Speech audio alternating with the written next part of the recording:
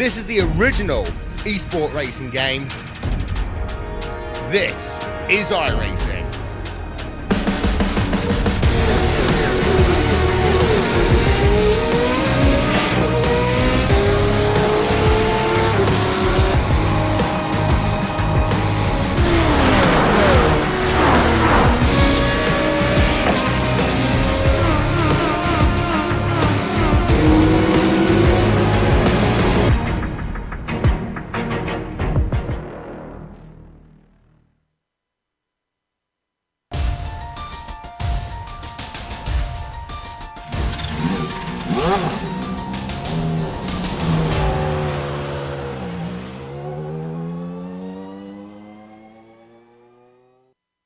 In racing, there is a saying that anyone can drive a fast car slowly, but not everyone can drive a slow car fast. And while high-end race cars can wow, those in the know see today's combination of the SRF at the Nordschleife and raise an eyebrow. The maximum will have to be extracted from these machines to make a difference, and only a few will be brave enough to take it all the way to the limit. Who will the ring bite, and who will come away simply happy to see the checkered flag? We'll find out soon as we get ready to watch round 11 of the Weekend Warriors, and you'll see it all live here on the Global Sim Racing channel and the iRacing Esports Network. Hi, I'm Joe Peak, and with me in the booth is Stefan Schlacker. Behind the scenes is our director, the Dr. Amjad Yaman, and he's using cameras provided by Dougie Beard. Steph, I don't think there's many other ways of putting it other than that this place truly is the ultimate test of a driver. Joe, we're gonna see fender benders, toe breakers, and airplane makers in full action today. There are only a handful of curbs you could or should touch around this place. Be decisive or you find yourself in a wall again. You managed to do a lap? Congrats, doesn't mean you're gonna finish the next one too. That's just the harsh reality this 21-kilometer long track is.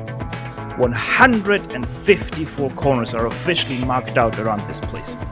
In real life, they just got some fresh tarmac around about 6 kilometers, which these guys can only dream of.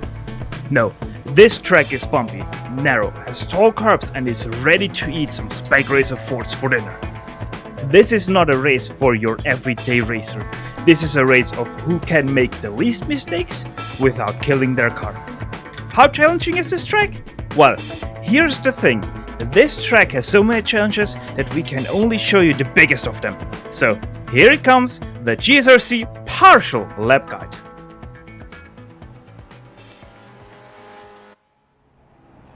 Alright, we're in the GSRC SRF, so let's do a lap around the Nürburgring. The north curve kicks things off with a really difficult braking zone. A common theme you'll see throughout is to stay off the curbs. No time to show you a whole lap, so let's jump ahead to Hotzenbach. Braking, turning, and downshifting tends to make things sketchy in the Spec Racer, so push the entry into here at your own risk. Off of there, you've got a couple little S's back and forth before you're feathering the brakes yet again. The gearing is awkward, so it's a bit of a toss-up between third and fourth.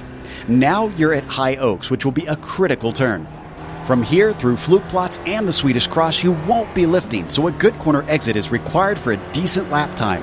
The Swedish Cross itself can be a little scary with the big bump on entry, but make sure and hug the left side to set yourself up for the braking into Ehrenberg. Try to take a late apex on this diving right-hander to once again ensure you carry speed off the corner. After compression, you fly over the crest that leads into Audenauer Forst. The corners get progressively tighter and can really separate the brave from the truly skilled. Keep from clattering those curbs, get back on the throttle, and next we'll jump ahead to the Spiegel curve. There's a bump in here that if you hit it wrong, the car can be sent spinning. But before you have time to dwell on that, you're chucking it into miss-hit-miss. With the way this car gets lift throttle oversteer, it'd be wise to keep on the gas just a hair at all times through there.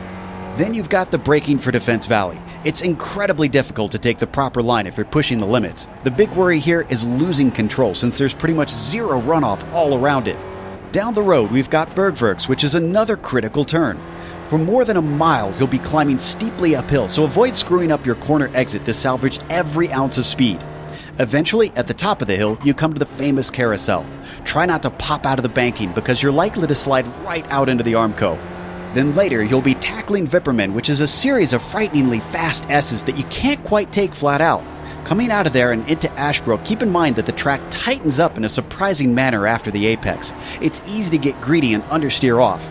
Then it's a double apex left-hander that needs you to hold to the left side of the track in order to set yourself up for Brunchen. Once again, jumping ahead, we slow up for Swallowtail. Lose your rear on the way into here, and you're unlikely to come away without hitting something hard. Try to get back on the throttle early up and over the crest, and now we're at the mini carousel. You can take this corner faster than you'd expect, but try not to get a bad bounce on your way through. Then there's the ever-important Gallows Hill. It's just barely too quick to keep your foot fully in it, but the less you lift while still keeping it on the black stuff, the better the run you have up the Dottinger Hoa. Gather up your bravery, because at the end of this long stretch is Tiergarten and Hohenrenn. You won't need to brake for quite a while, but don't let it tempt you into getting too greedy. Pass the pedantry, hold left, get as close to the Armco at the apex as you dare, and hopefully you've now finished a lap around the Nürburgring.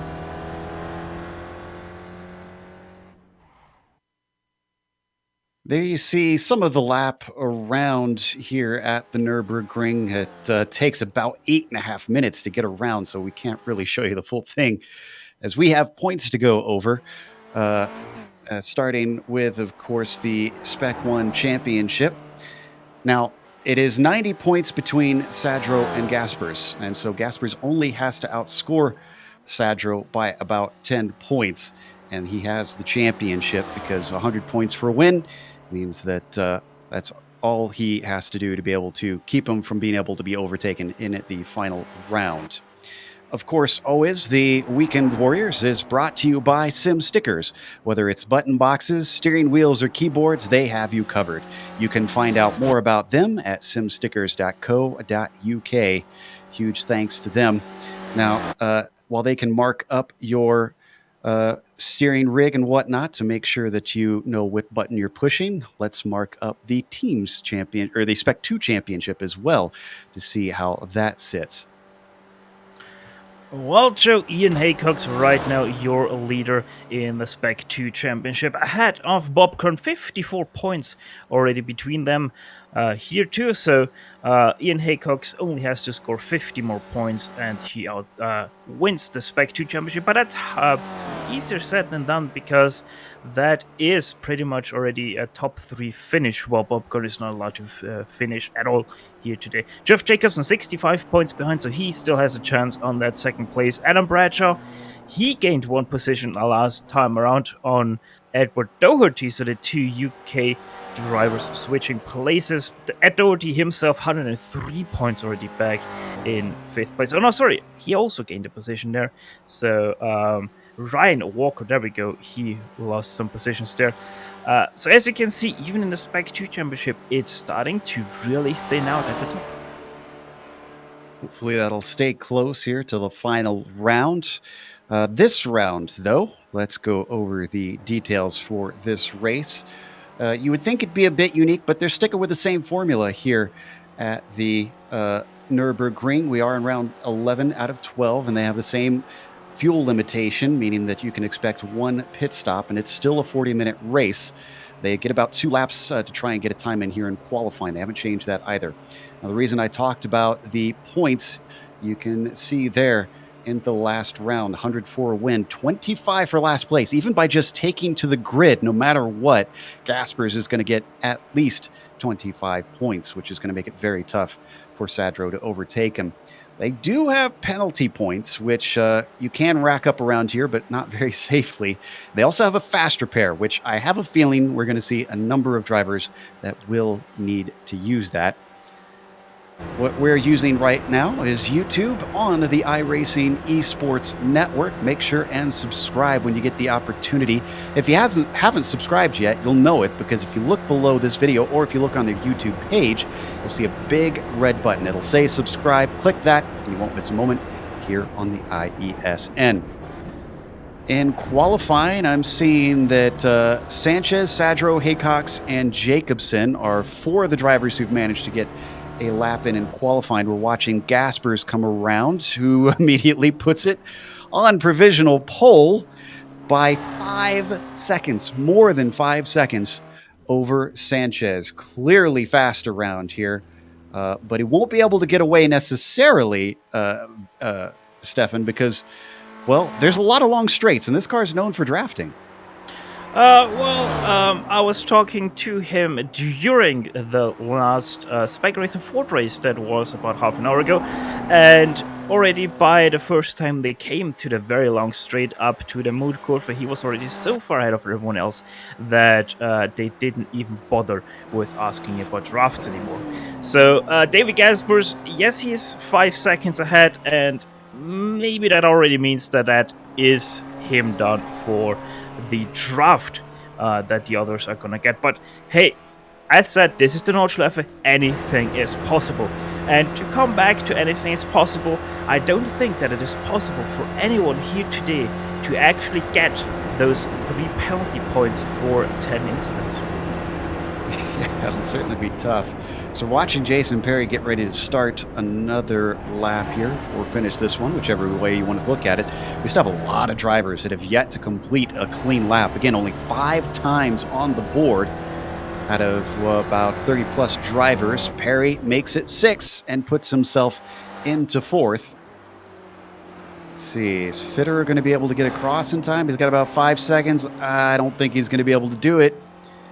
So this is going to be it. He'll be able to finish this lap, but he won't be able to start a new one.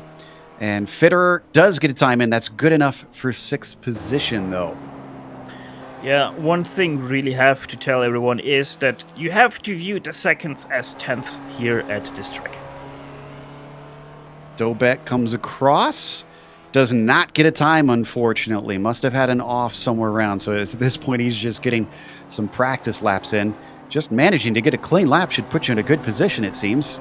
Checkered flag is out on qualifying. Love gets one in. And it looks like Bob Kern as well, last on the timing sheet so far in 9th. Next drivers up is actually a series of them.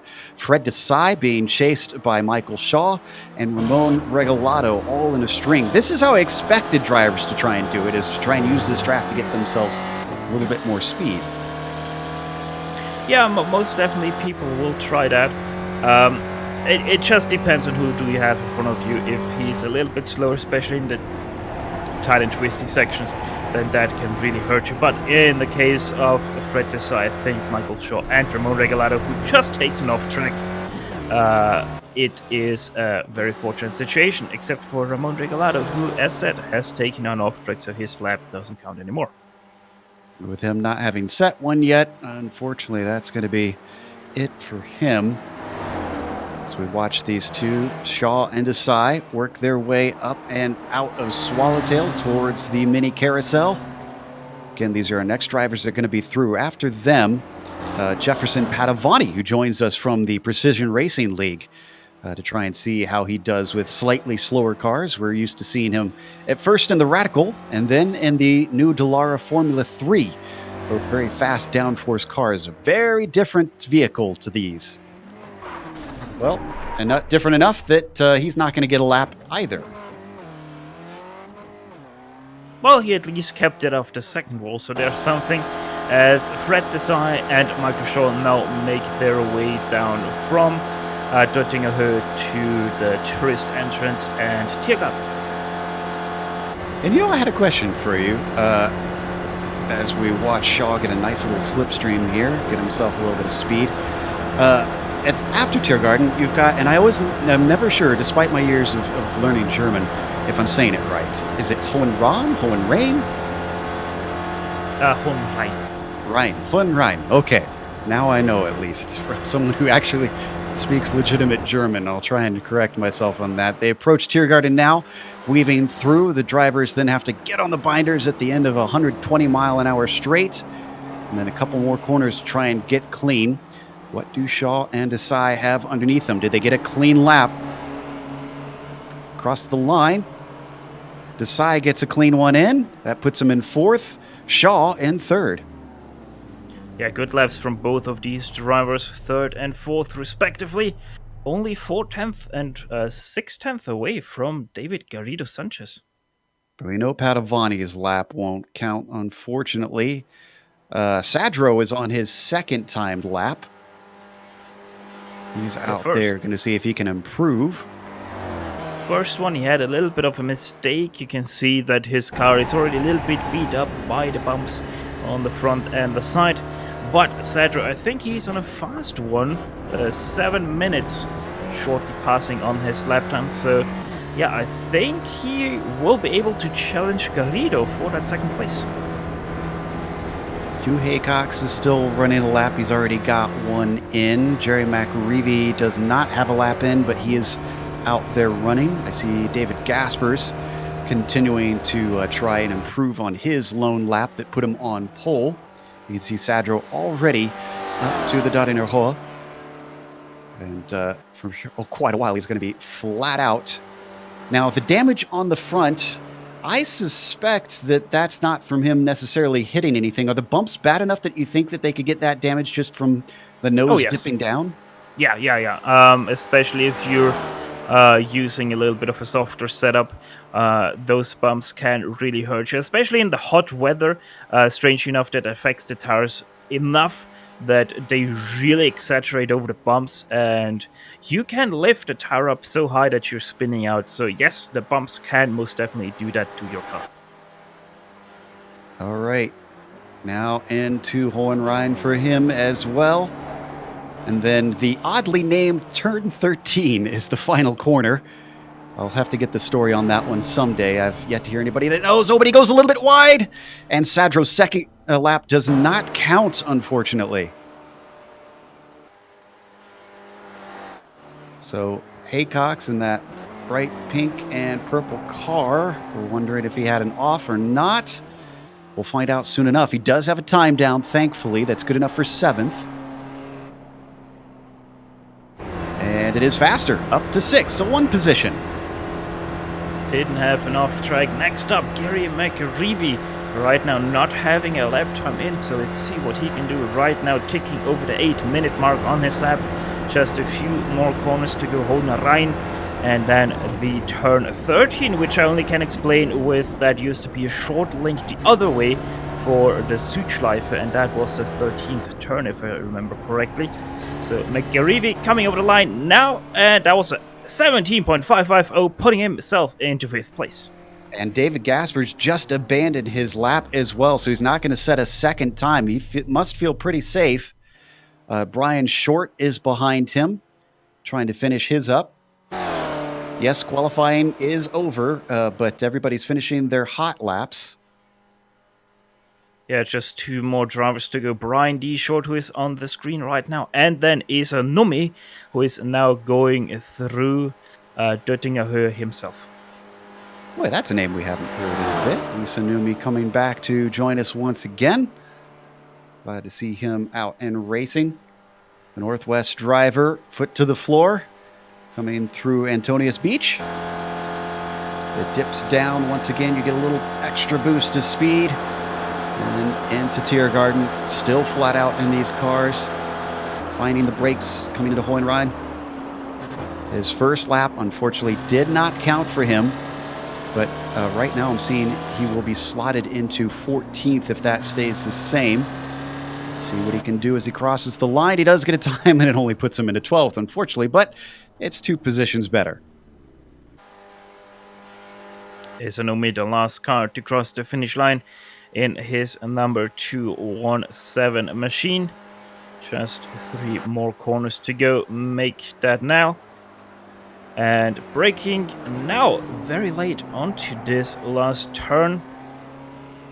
The last left-hander, right-hander turn 13 with a 5.5 clearance. Let's see, 8:31, putting himself into last place. That's still 14th though. Yep, that'll certainly keep him a little bit safe from some of the chaos, hopefully, that might erupt in the mid-pack or in the back of the pack. Our grid is set, but we'll bring you the full order a little bit later. For now, we're going to take a quick break here. Get ready for round 11 of the Weekend Warriors here on the Global Sim Racing Channel.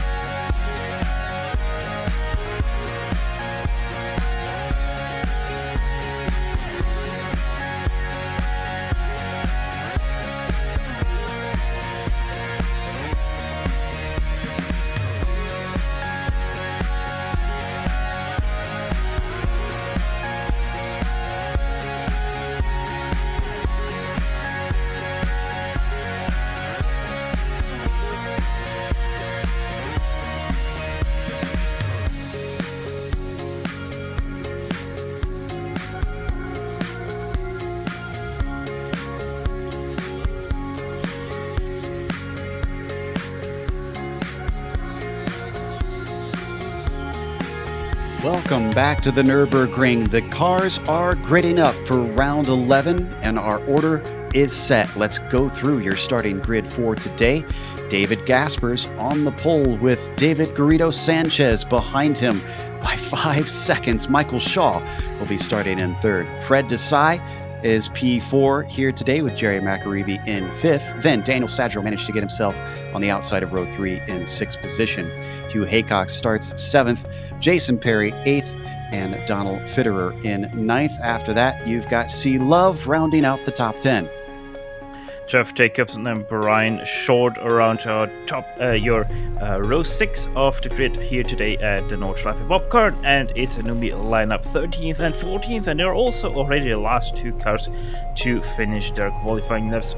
Jefferson Padovani in 15th, Michael Dobek 16th, Ramon Regulato will line up 17th, Ian Haycox and Joe Aguilar in 18th and 19th. Top 20, the last position in there, will go to Edward Doherty.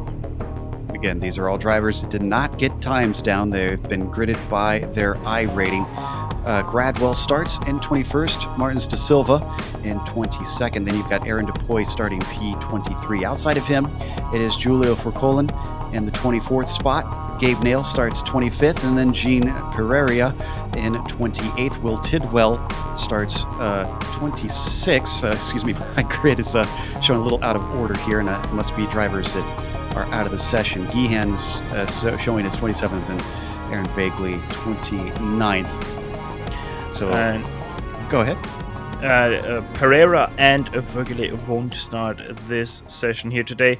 That's 28th and 29th won't be starting here today. Interesting to note as well, I see Martins de Silva starting from pit lane. So he's just going to elect to try and get to the back as the Porsche pace car now takes off, and Gaspers is going to be in control once the pace car peels in. Steph? Jefferson Padovani also starting from pit lane. I just saw that. He just popped up on my screen here. So 2 drivers will opt to start from pit lane. That's a fair enough place to try and kick things off, so I don't blame them too much. They already worked their way out of Antonius Beach. So Tiergott and Hoyen Rhein are all that's left between themselves and the green flag. 29 cars came into the session, but we should have 27 starters here today that will try to finish this grueling 40-minute race. Coming now into these last set of S's. There goes the Porsche pace car. Around T13. Gaspers gets the green flag. Away he goes, but he does not get the greatest of jumps. David Sanchez already looking to the inside. This could be critical if he could get the pass done into the north curve. He's still side by side as they swing down there. Not seeing any wrecks yet as they get sorted out behind them. Single file, and it looks like Sanchez gave up the ghost as Gaspers now slots into first. Yeah, and for 11th, we had a 3-wide situation going into turn 1, which resulted in nothing but sparkles. So Ian Haycock, still he spun out of turn 1, hit the wall. So he's our first victim of the Nordschleife. Looks like everybody just trying to take it easy Oh, here. Perry! Dead. From 8th place, he hit the inside curb of the S's, and his race already done too. Thankfully, he's out of the way, and most everybody seems to be able to stream on by. Remember, they do have a spare car, and I suspect that Perry is going to be trying to come back around and get that if his car can limp its way there. Up at the front, though, you see Sanchez chasing Gaspers. He's still within that slipstream. You don't want to tow your car here. 15 minutes is what it takes to tow your car to the pit lane from the start-finish line. So Perry most definitely trying to do that as Fred Desai bump drafting, Michael Shaw bump drafting Fred Desai, and have to lift here obviously because that is not the place where you want to be bump drafting someone over a curb. Yeah, currently we've got the top 7 cars starting to pull away from Fitterer, who sits in 8th. He's got C. Love keeping him company back there, but there you see the front group streaming their way down into compression through the foxhole. Then they come to the very tricky Oudenauer Force. This could be another danger zone where drivers lose control. Yeah, you don't want to be a lift. You only want to be a little bit off the gas. Still want to have a little bit on it. You don't want to brake. You don't want to force any of that weight to the front, because that is not a good idea. Sadra has a little bit of a moment and is now side by side with Juhakis. When Esanumi sounds like he... Oh, and he finds a friend. Unfortunately, that's for Colin, who gets into him. So it looks like Numi lost it on his own, and then for Colin, unfortunately, lost the exact same spot. Yeah, just a little bit too hot in for both of them, and they lost their cars.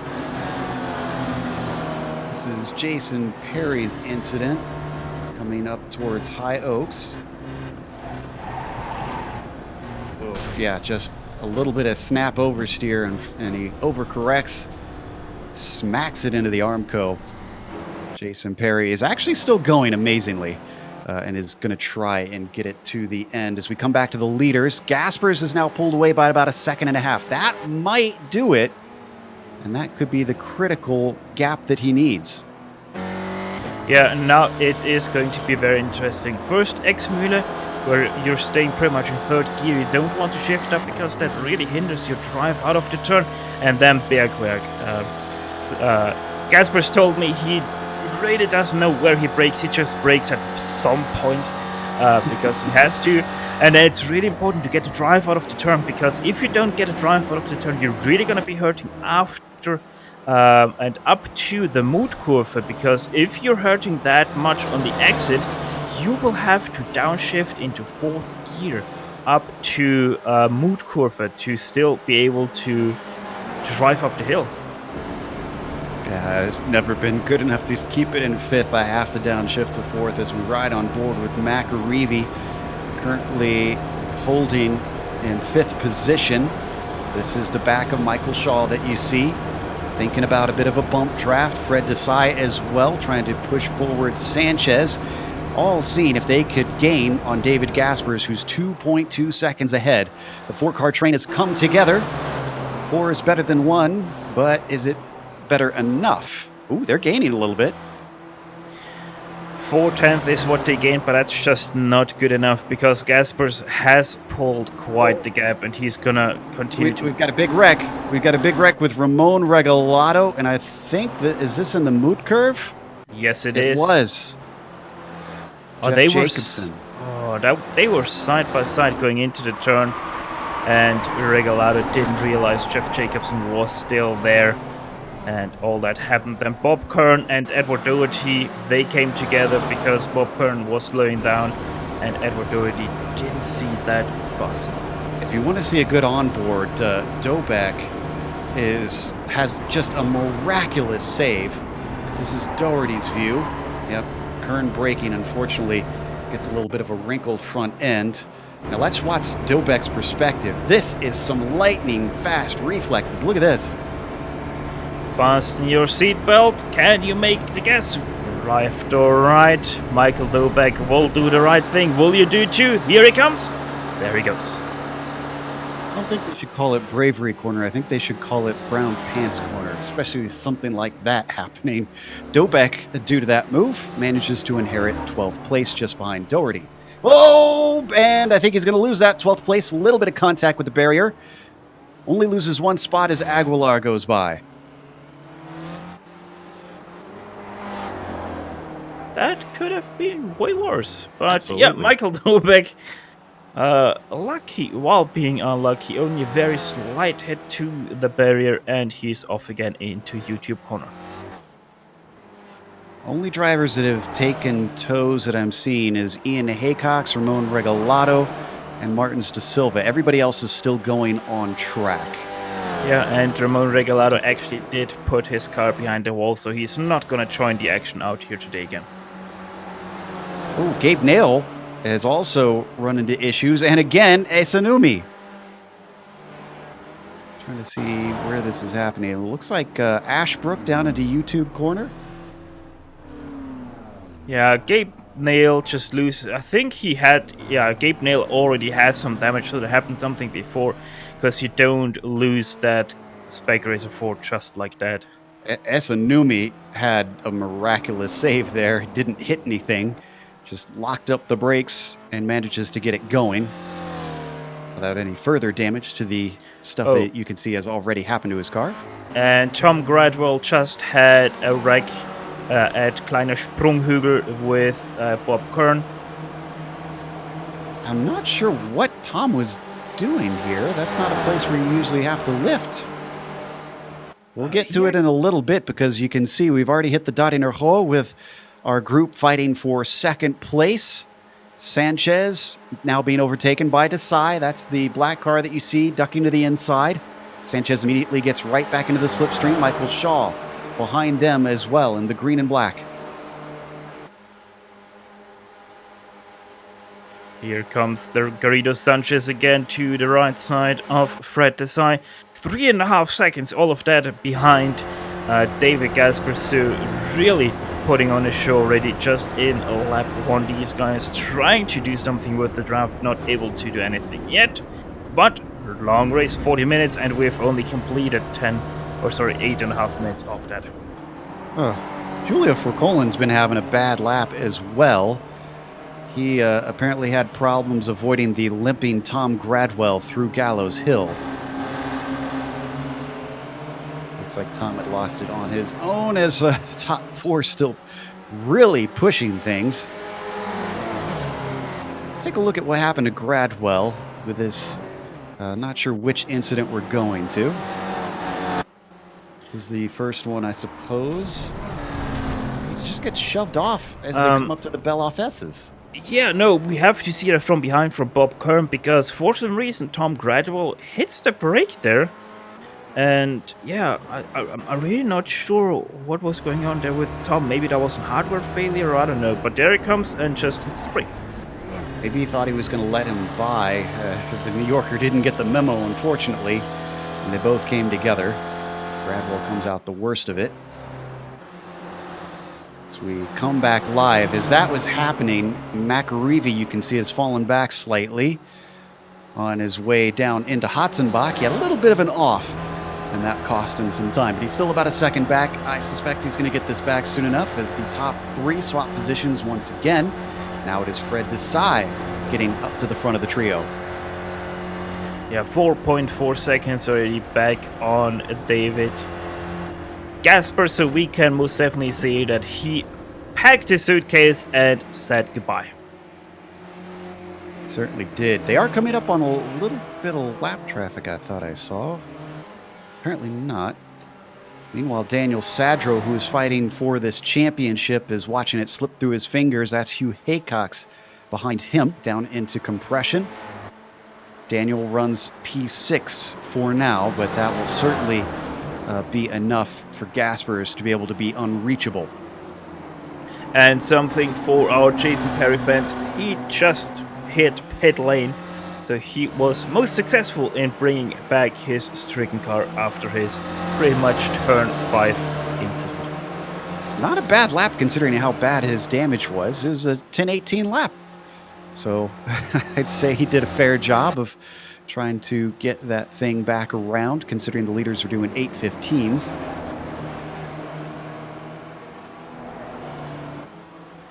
Meanwhile, we watch the battle for second.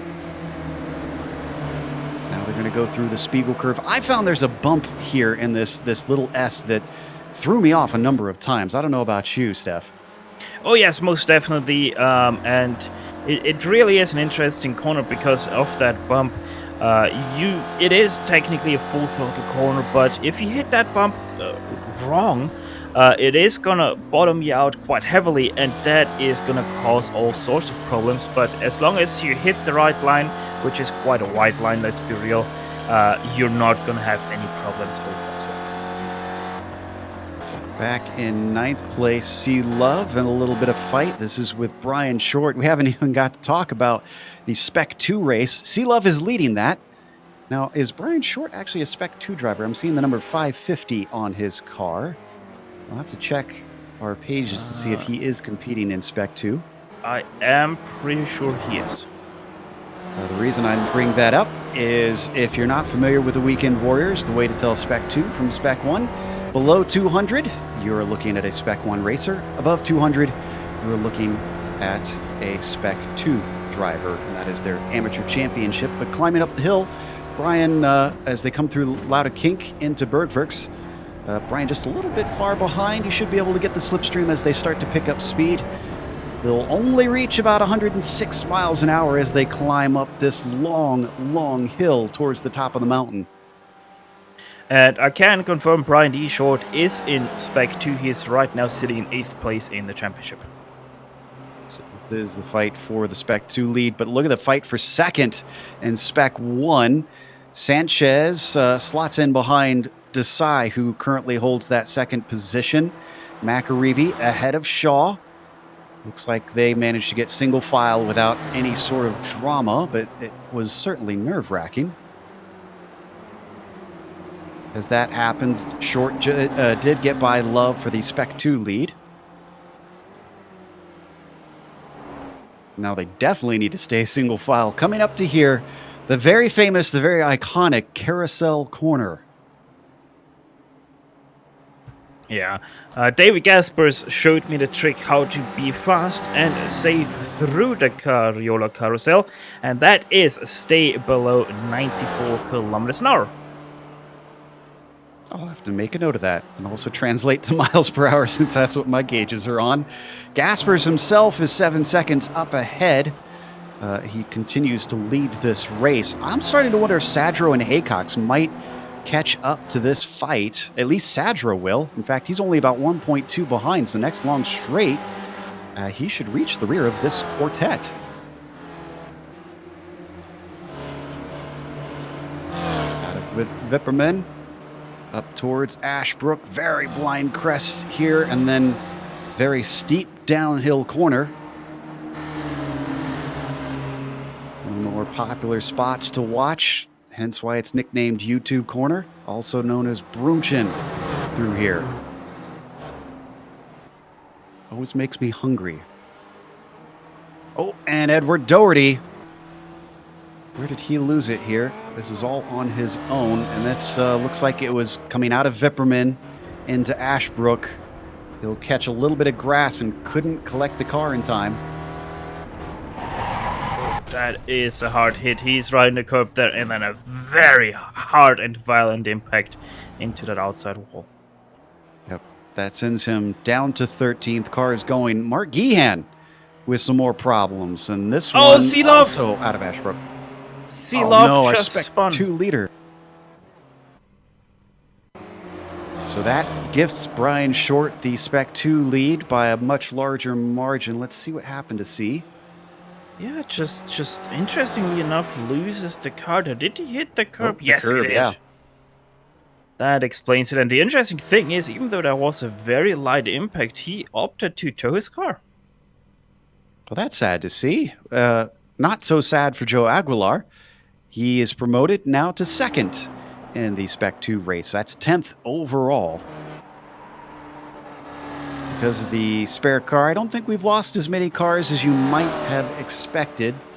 Everybody trying to continue on. Here's our leader once again. It is now up to 7.6 seconds ahead of Fred Desai, all on his lonesome in the number 23. And here now comes David Garrido Sanchez on the draft. Also, Gary McAreevy will make it past. That means Gary McAreevy momentarily will be going into the second place spot, but that's probably going to change again back to Fred Desai if he opts to overtake. McAreevy just ahead as Desai is going to back out of it. Decides he doesn't need it right now. Sanchez instead is to the outside. And finally slots back in the line into third place himself. As this was going on, we had a problem with Gehan. Certainly has not been having a good... Gary McAreevy and Michael Shaw both dive into pit lane, and it was very, very close for McAreevy to not hit that barrier. Pushed it down into the pit lane. Now we've got the replay, it sounds like, with Gehan. This happened in Swallowtail.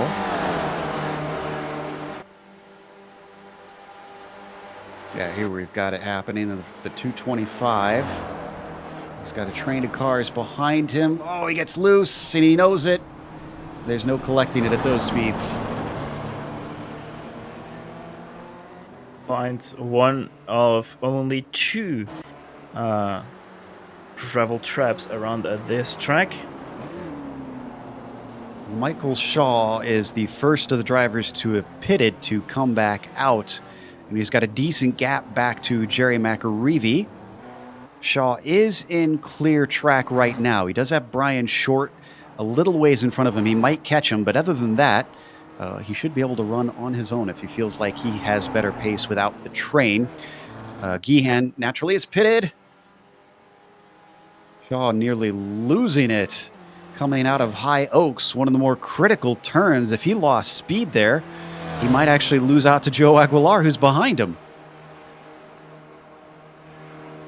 Meanwhile, this is still the battle for second place. Sanchez and Desai being chased by Sadro, who's dropped back by about a second.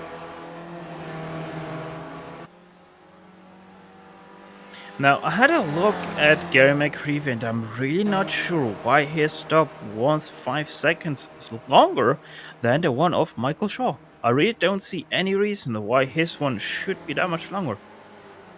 Dobek, who was fighting with him that you saw, now McAreevy trying to go by Aguilar. Aguilar concedes the position, both positions. Allows Dobek to move up into the top 10 now. For Colin is also pitted. I see Tom Gradwell has been in and out. Gabe Nail as well is coming towards his stall.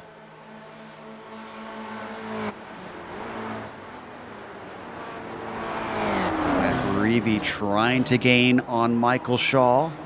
Close the gap in the pit stops to see if he can get that back, but he's not going to because he spins out, narrowly avoided by Dobek, who sneaks through. Doesn't hit anything, and McAreevy gets it going, but falls to 11th in the process. Dobek really right in the mix of all the crashes, but every single time so far able to avoid them as Gary McAreevy just spins it out on the brakes. And yeah, Nelly gets missed by Dobek. Great heads up by Dobek. Michael having to get on the binders for sure and slow himself up. Aguilar almost got by him, but did not pass. Oof. Aguilar taking a fair bit of curb, though. Oh, and something happened to Michael Shaw. His car is heavily done right ahead of Dobek. He's coming through miss, hit, miss. It happened right after Colin Hart. And he's hit it again down into Defense Valley. They see the damaged car as Shaw tries to keep from losing it next to them, somehow keeps it from spinning. Dobek now up to 8th position. Let's take a look at what happened in Callenhard with Michael Shaw, who was our highest pitter. He's going to lose that soon. And there we go. Now going through the left-hander and then through the double right-hander and out of Callenhard. He is going to lose the car on the curb first, hits the outside wall ever so slightly, which sends him into the right side barrier right there extremely hard, and that is his car pretty much toasted. Yep, he just took a tow, so he's gone now. And that's going to be a long wait for him. We're nearly halfway through this race, by the way. We watch our leader, David Gaspers, has pulled ahead now to 10 seconds, essentially, over Fred Desai and Garrido Sanchez, those two in second and third. Racing from across the track, effectively, with now only Jerry McAreevy. There you go, good example from on board if you want to learn from the master. Watching now David Gaspers tackles the carousel corner.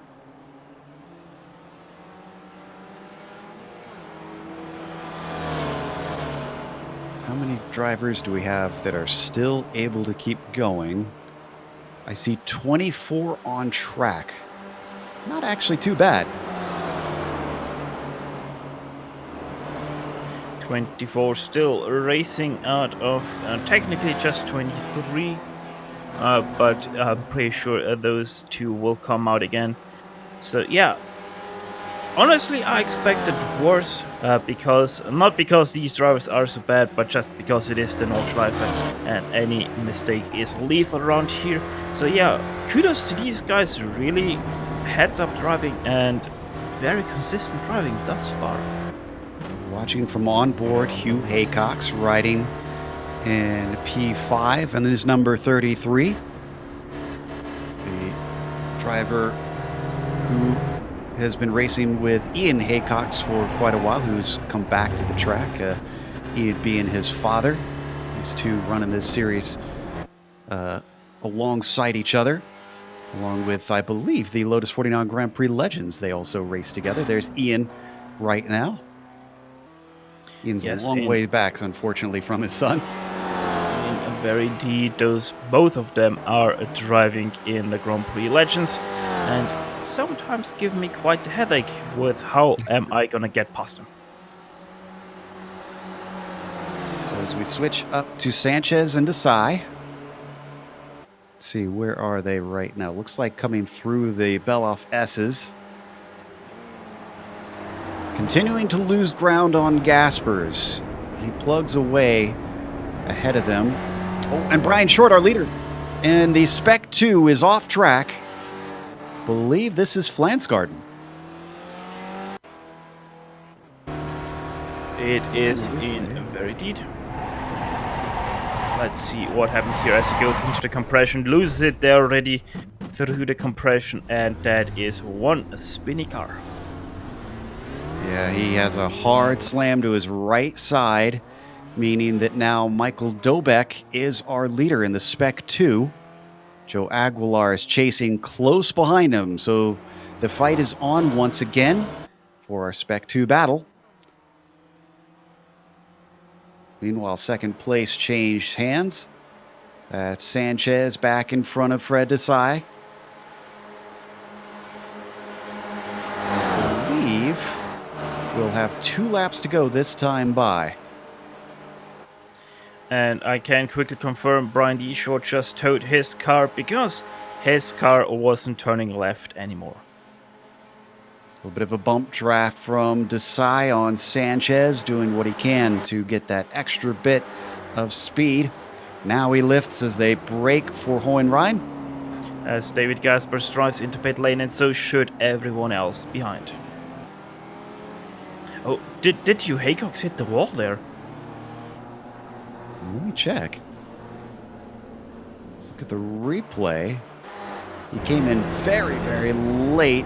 If he did, it was a light glance. We're on board. You're going to see on the right side as he realizes late what he needs to do. Yeah, on the right side he hits the wall, and oh, Daniel Sadger just missed his pit stall as well. So he actually, though, does get out right behind Fred Desai. Yeah, Desai comes back out in second, and Sadro comes out in third. Haycox is fourth. Sanchez with a long stop. Oh boy, I think he did speed into the pit lane. Oh no. That puts him all the way down into 7th position. Where is McAreevy? Wow, McAreevy lost a ton of time in that. And I can confirm Garrido Sanchez, he did speed in the pit lane, 15 kilometers an hour, too fast entering the pit lane. So yeah, that is his chance of a second place done. Meanwhile, the battle for second now becomes Desai in second place, Sadro third, Haycox in fourth. A 3-way fight as they swing it up and over Flugplatz into Cottonborn.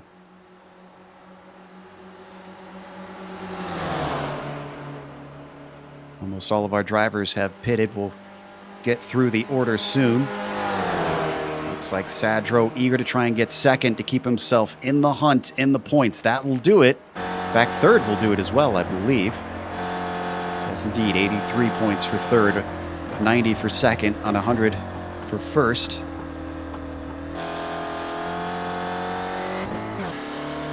If he finishes in fourth, it is questionable. And even then, it is only a mathematical chance. I'm actually not sure about that one because, if I remember correctly, one of the drop weeks that right now David Gaspers has is a 90 points drop week. So right, yeah. I'm not even sure if Daniel Sandro still has even a mathematical chance to get up to David Gaspers. I believe you are correct. Because he only missed one race and he had 2 second places, so you are right. That means that Gaspers is our champion no matter what happens from this point. All he had to do was start the race. Meanwhile, we at least have an exciting battle for second. Out on track. Still Desai leading the way of these three.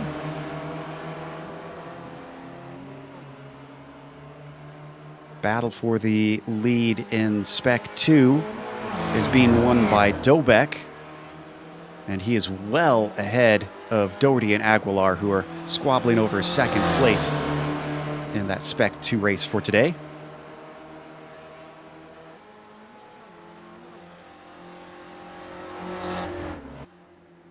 About 1.5 laps left to go. Only going to be able to complete 5. Oh, and Doherty has a big problem. That was out of Metzgefeld. I think he avoided the wall, but he loses the position. No, he did give the wall on the left side a slight tap, so his rear fender is a little bit bent up, but avoided way worse consequences there. Just, you're gonna see it, he's gonna lose it on the break-in and has all sorts of troubles to keep it together. Still managed to save it, which for some drivers is a win in and of itself. There's our number 356, the leader of Spec 2, Michael Dobek. He's racing 8th overall. Just to give you an idea, though, that is 51 seconds, nearly a minute behind our overall leader, David Gaspers. Oh. And did we lose Joe Aguilar here?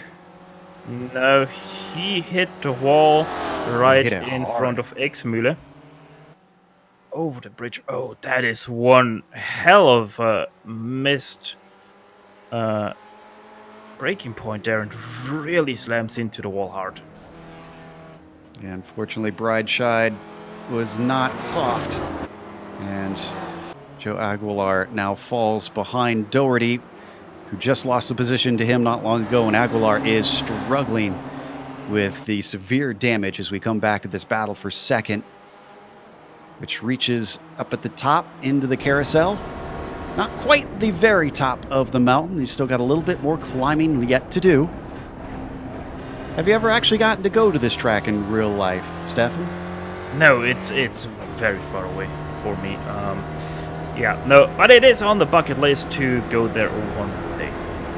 It's a little bit farther away for me than it is for you, so you got a slightly better chance, I think. You can see now they come up to the very highest point, Hedwig Heights, named after, I believe, the spouse of one of the track designers, if I remember the story correctly.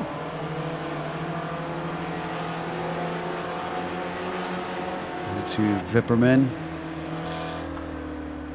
Still Daniel Sadro up in front of Desai. He recently took that away as they climbed up the hill, giving each other a little bit more space than what we've seen in previous points on the lap.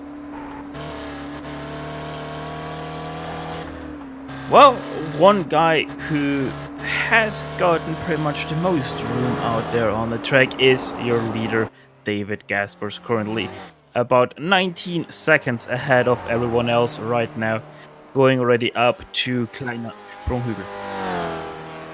Did something happen to Sanchez? He already had a horrible pit stop.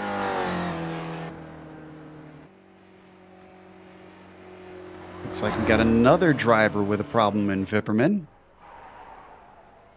Actually, Seems no, like wait. he got caught out there by the curb. Yes, he did indeed. He didn't hit anything, and it was Vipperman. I was right. He spun to a halt and just decided that he didn't want to tackle this place anymore. Out of the mini carousel, David Gaspers going to be taking the white flag very soon. Yeah, before the race, I was saying that Daniel Sadger will probably be the only guy to challenge David Gaspers. Boy, was I wrong. Daniel Sadger, as before mentioned, 19 seconds already back on David Gaspers. And the only guy to challenge Gaspers is the Green Hell. We had a lot of drivers who didn't manage to qualify, so it's a bit hard to tell who is the true hard charger here, but you can see a number of them have really gained positions. Look at Doherty up 10. Aguilar is up 11, but he might fall quite a few more considering the damage that he got. Depoy himself up 12, and then they're all topped by Gehan, who is up 13 positions. Unfortunately, that means a few drivers have to lose out. Shaw is one of those, losing 15 spots in this. Oh, and Brian Short and Jason Perry. Speaking of losers, unfortunately, we'll get to that in a little bit. They unfortunately lost out with a little bit of an incident. Sadro ahead of the fighting pair of Haycox and Desai. Looks like Haycox has got the most clear track as Desai's boxed in. Can he get fully ahead, though?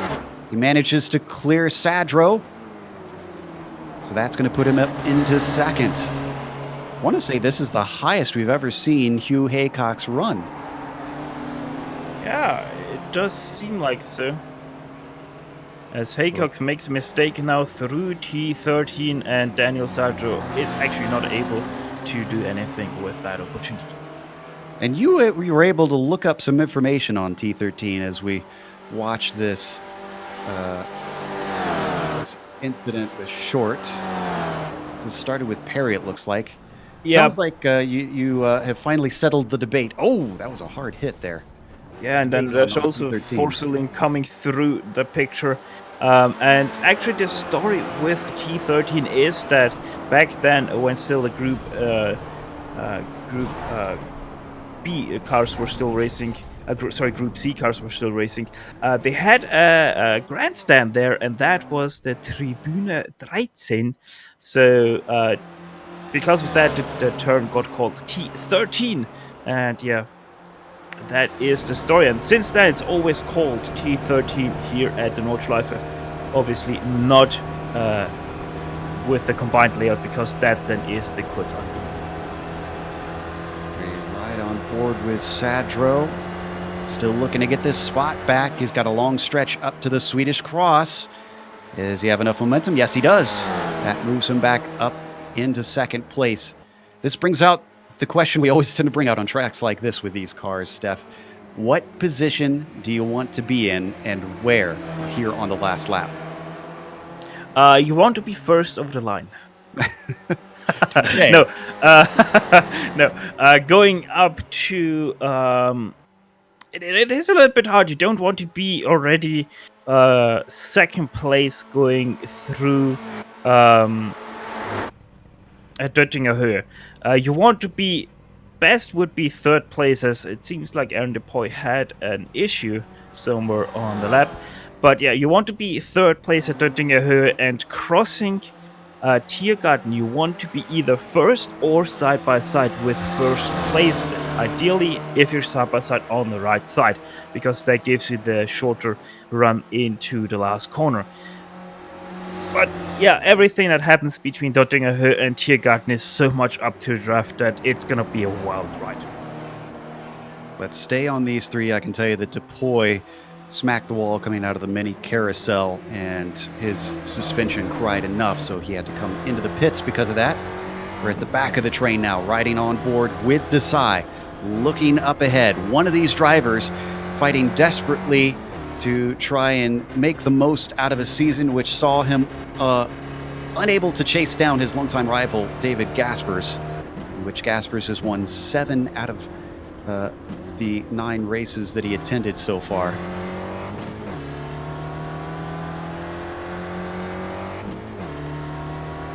This one, race number 10, will make 8 wins. And if he can win the next one, he'll have an incredible 9 out of 12.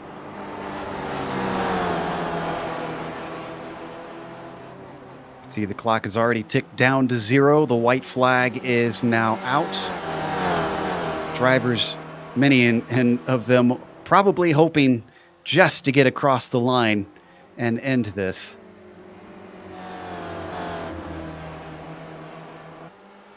Funny how much of a masochist we as drivers can be at times. So many of us talk about how much we enjoy racing at the Nürburgring, and yet we can't wait until it's over. Oh no, for most definitely you can't count me into that, because I hate racing the Nürburgring with anything else but VLN or the 24 hours at the Nürburgring. Same thing, by the way, with the Le Mans circuit. Just for the Le Mans 24 hours, the rest of the season, I do not care about that one, as they're really starting to fight here for that second place. And Haycox doesn't take the bait, though. He doesn't go ahead of Sadro. This is interesting. Neither does Desai either. They stay absolutely put where they are. I think all three of them, or at least the back two, are thinking about that last run and where they want to place their car. And honestly, yes, both Haycox and Fredis are doing the right thing for them right now, but Daniel Sadro is no one that should just stay behind or try to get in behind, because I'm pretty sure that he knows how to be able to be in front out of Dettinger and still be in front coming into T13, because Daniel Sadro, he knows that once the first car passes him, he has to get into the draft again. Then he is once again in the shot for that second place. Yeah, critical mistake from Hugh. He's really got to catch back up. You could see he was even given help from Fred Desai, as we had another problem with Mark Gehan. Don't need to go to it. He's found the wall yet again. Also, a quick update for those wondering about the Spec 2 race. It is still being led by Michael Dobeck, and though he has a monster gap of 34 seconds. Oh, you Haycox! Oh, no! Wow. You just got to the back of that row. Keeps it together a second time. Wow. I know maybe you looked at my lap there, but that's not the way that you take action. Oh, and again! Oh my god, Haycox pushing so much right now in his pink car. That is not gonna end well if he continues like this. His face is going to be pink and red if he loses out due to his own mistakes. Look at how on edge he is. Wow, full opposite lock. Yeah, and then the next corner, he's gonna once again slide very hard over the even gravel trap here. Now YouTube corner, there we go. Look at that. Next safe. Well, Daniel Sadro probably grinning ear to ear because he's pulled a gap of about 1.3. If he can keep this, he might just be far enough ahead that Hugh can't get enough time to get a pass. We'll find out once they get to the Dottinger Hoa, which David Gaspers has reached just now. A whole 24, nearly 25 seconds ahead of the next car back. He knows the dangers around here. He knows what he has to do to tackle it. But the DH driver in home territory is going to dominate the field with the way things are going right now. And Hugh Haycox with another little mistake out of the small carousel, so his chance for a second place is done as he nearly dropped out of the 2-second gap. But Fred Desai still on for third place. And Fred Desai is going to duck to the inside, get a little bit of speed here, but could it go right back to the number 33? Remember, he could get in that slipstream. He knows it, and he tries to see if he can get it back, but we've got to go to David Gaspers. Now into Hohenrhein. The number 23 going to take his 8th win of the season. Just incredible here in Germany. In behind, Daniel Sadro will take second place, but third place still very hot contested with Hugh Haycox and Fred Desai still side by side going into Hohenrhein. Nobody willing to give way. It's a game of chicken. Hugh Haycock's deeper on the brakes, but can he get the car woed up in time? He's very hot through there. He slips around, smacks the wall. He has to survive one more corner. They're side by side to the line. And it is going to be Fred Desai who takes third. Wow, let's watch that one more time from onboard Fred. What a battle. The up and under gave him space at the apex, banging wheels all the way to the finish. Nobody else really in a fight elsewhere on the track. So we've got Fitterer in 5th, Mac Reevy 6th, Dobeck 7th. This could all change once we come back. Doherty is running in 8th at the moment. Bob Kern in 9th. Jacobson in 10th. This is all on the lead lap, by the way. Aguilar 11th, Padovani 12th, Shaw 13th, and for Colin in P14. Then you've got Gabe Nail, Geehan, Numi, Gradwell, De Silva, and Tidwell, the last of them running, all still on the lead lap. We're going to take it to a quick break here on the Global Sim Racing channel while everybody comes to the line.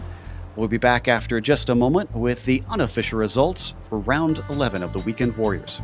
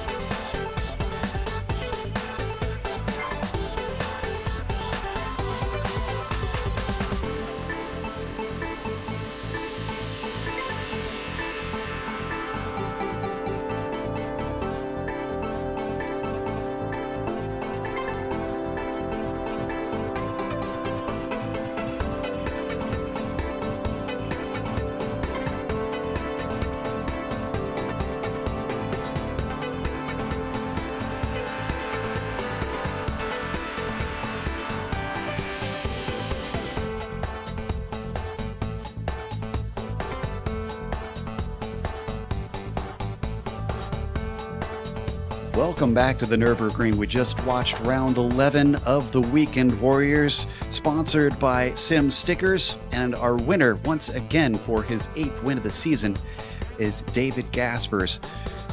As our calculations go, he has clinched the championship by now, and Daniel Sadro can do nothing, even though he did finish second behind him. It was a good run to finally shake the train that was following him all the way to the checkers. Fred Desai takes the last spot on the podium, just barely ahead of Hugh Haycox in the end. who finishes 4th. Donald Fitterer manages P5 today. Jerry McAreevy comes back for a 6th after a bit of a spin. Michael Dobeck, our winner in the Spec 2, was 7th overall. Did not qualify, but started from 16th. Edward Doherty 2nd in that Spec 2, taking 8th overall. Bob Kern in 9th, the last of the Spec 2 podium. Then you've got Jeff Jacobson rounding out the top 10. Joe Aguilar in 11th place started from 19th, so quite a successful rise through the field for him.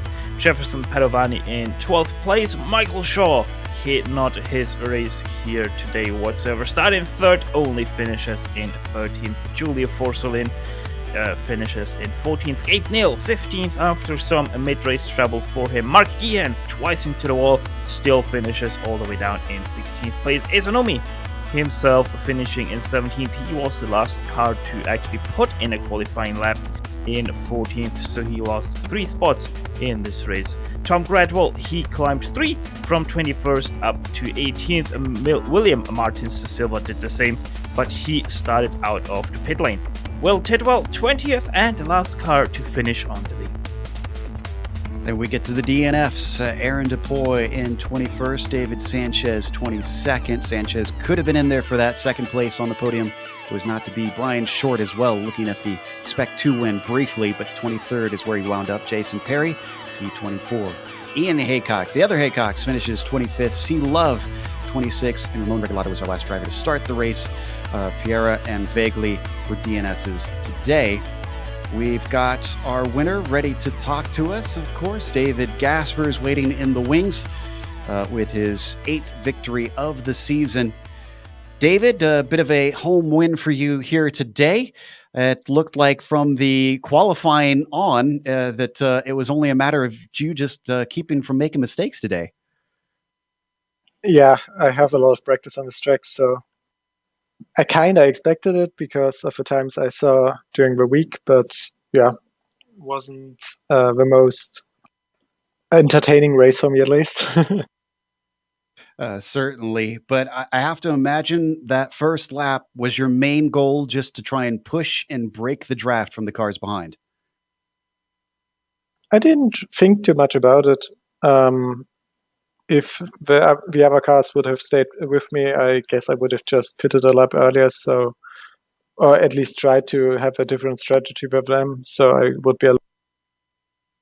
Well, the next race is going to be at Watkins Glen Cup, and Steph pointed out something important that I hadn't realized. With the 3 drop weeks, if you win next week, you'll essentially have a perfect score. Is that kind of your goal? Have you thought about that at all coming up to this last round next week? Yeah, I was trying to get that.